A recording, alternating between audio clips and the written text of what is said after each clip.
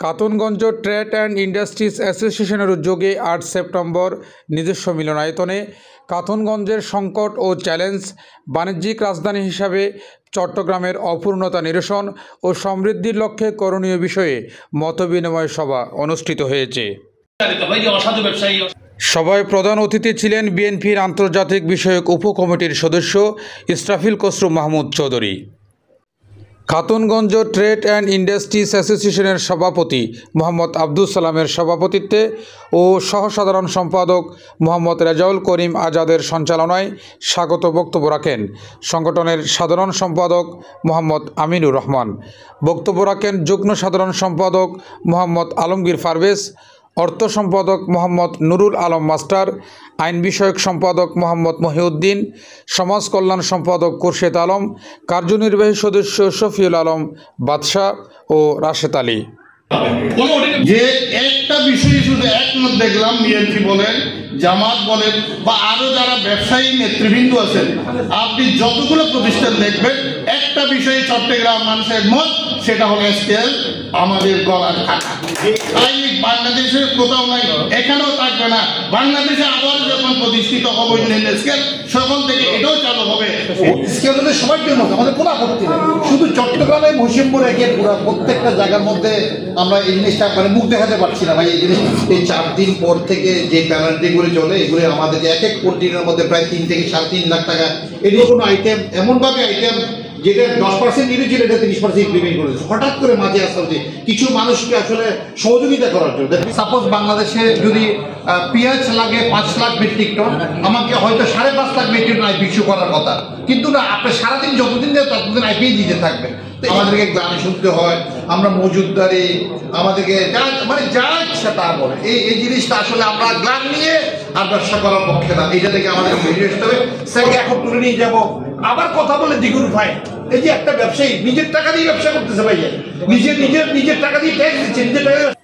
ব্যবসায়ী সংগঠনের নেতৃবৃন্দরা বলেন, বিশেষত 13 টন ওজন স্কেলের বৈষম্যতা, বন্দর কর্তৃপক্ষের অযাচিত মাসুল ও ব্যাট, 4 গুণ কন্টেনার চার্জ সহ দেশের বিভিন্ন সীমান্তে অবৈধ ও মিথ্যা ঘোষণার মাধ্যমে পণ্য আমদানির কারণে ভালো আমদানিকারক ও সাধারণ ব্যবসায়ীগণ চরম ক্ষতি ও দুর্ভোগের শিকার হচ্ছেন। এসব নানাবিধ সংকটের নিরসন চায় ব্যবসায়ীরা। চট্টগ্রামকে কিভাবে অবহেলিত করা যায় সেই চেষ্টাটাই করা হয়েছিল। সারা বাংলাদেশের 35টা মহাসড়ক আছে। চট্টগ্রামের মহাসড়ক বন্ধ মানে চট্টগ্রাম বন্ধ। আমি একটা তেল আমরা এখানে যদি আপনাদেরকে যদি 100 টাকা কস্টিং হয়, এটা নোয়াপাড়া গিয়ে আমরা রূপসাতে গিয়ে 100 টাকায় বিক্রি করতে চাই, তাহলে চট্টগ্রাম মহাসড়ক হয়ে গেল। সমগ্র পৃথিবীতে বাংলাদেশের আপনার 30% লোক হলো ব্যাংক বেঁধে যায়। কেন আমরা দেরি হয়ে যাচ্ছি? 13 টন রেস্ট্রিকশন, অথচ বাংলাদেশের সর্ববৃহৎ বন্দর হচ্ছে চট্টগ্রাম। আমদানি রপ্তানিগুলো হবে মূলত চট্টগ্রাম বিষয়ে। এখান থেকে যদি আপনি বাংলাদেশের অন্যান্য যাওয়ার জন্য 13 টনের রেস্ট্রিকশন দিয়ে দেন, তাহলে আপনি সেন্সে বন্দরটাই বন্ধ করে দিলেন। গত 15-16 বছর যে আমাদের বৈষম্য, আমাদের চট্টগ্রাম বৈষম্য শিকার হয়েছে।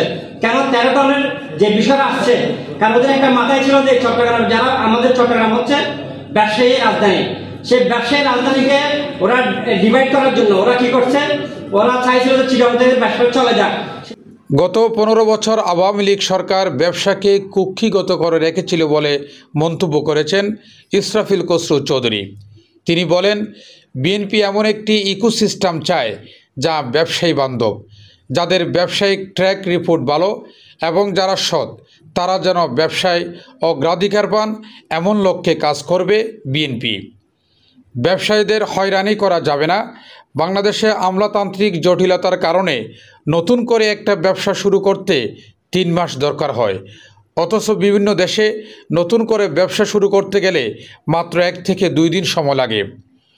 ব্যবসায়ীদের হয়রানি করা আমলাতান্ত্রিক এই জটিলতার লেয়ারকে ছোট করার পাশাপাশি ব্যবসাকে ফেসিলাইট করতে হবে। গত 15 বছর আমরা একটা অলিগার্কি একটা সিস্টেম দেখছি, কিছু লোকের হাতে অর্থনীতি জিম্মি ছিল, এবং আমরা এমন একটা ব্যবসা এনভায়রনমেন্ট চাই, একটা ইকোসিস্টেম চাই যেটা ব্যবসায়ীর জন্য ব্যবসায়ী বান্ধব, যাদের ব্যবসায়িক ট্র্যাক রেকর্ড ভালো, যারা সৎ, তারা যেন ব্যবসাতে অগ্রাধিকার পায়। এই যে বন্দোবস্তটা ছিল গত 15 বছরের, এই বন্দোবস্তটা আমরা ফেরত দিতে চাই না। আপনার 3 মাস চলে যায় একটা ব্যবসা খালি শুরু করতে। আপনি যদি সিঙ্গাপুরে যান ব্যবসা শুরু করতে গেলে 2 দিন, আপনি যদি ইউরোপে যান ব্যবসা শুরু করতে গেলে 1 দিন। কোম্পানির খরচ এগুলোকে কমিয়ে আনতে হবে। একটা সরকারের কাজ হলো ব্যবসাকে ফ্যাসিলিটেট করা। ব্যবসায়ী ও অন্যান্য পেশাজীবীদের মধ্যে বক্তব্য রাখেন কাতনগঞ্জের প্রবীণ ব্যবসায়ী মোহাম্মদ কামাল উদ্দিন, বিএনপি পেশাজীবী পরিষদের নেতা ডাক্তার সরওয়ার আলম, বিশিষ্ট ব্যবসায়ী সাব্বির সুলাইমান চৌধুরী, হাজী বেলাল হোসেন, হাজী নুরুল আক্তার, SM মফিজুল্লাহ ও হাজী ফেরদৌস ওয়াহিদ। যখন শিক্ষিত সমাজ রাজনীতি নিয়ে ভাববে, যখন আপনার ব্যবসায়ীরা রাজনীতির সচেতন হবে, তখন যারা ফরিয়া ব্যবসায়ী, যারা 2 নম্বরী ব্যবসায়ী, যারা ফটকাবাজ ব্যবসায়ী, দালাল শ্রেণীর ব্যবসায়ীরা তখন আস্তে আস্তে সমাজ থেকে উধাও হয়ে যাবে। এই সেন্ট্রালাইজেশন করে কিন্তু চট্টগ্রামের ব্যবসায়ীদেরকে অনেক আমাদেরকে বঞ্চিত করেছে। যদি ডিসেন্ট্রালাইজ হয় কিছু জিনিস ব্যাংকিং ক্ষেত্রে, ভোটের ক্ষেত্রে যদি নিয়ে আসতে পারে, তাহলে আমাদের অনেক কিছু ইজি অ্যাক্সেস হয়।